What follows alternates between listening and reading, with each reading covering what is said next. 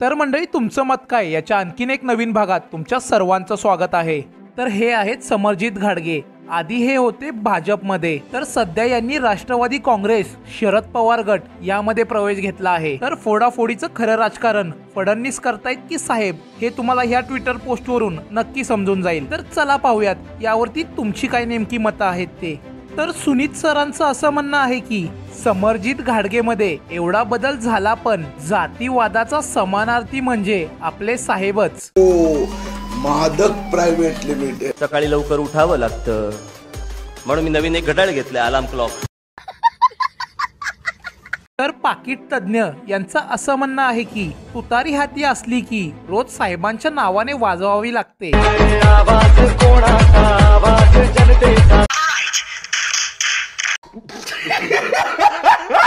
तर विनायक पाटील यांचं असं म्हणणं आहे की तुम्ही अल्पसंख्याक आहात म्हणून शरद पवार तुमच्या मागे तहयात उभे राहिले होते, पण खाल्ल्या घराचे वासे तुम्ही मोजलाय म्हणून तुमच्या मागे लागलेत।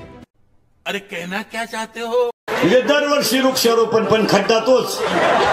याचा काय संबंध? आता विषय काय चाललेला आहे?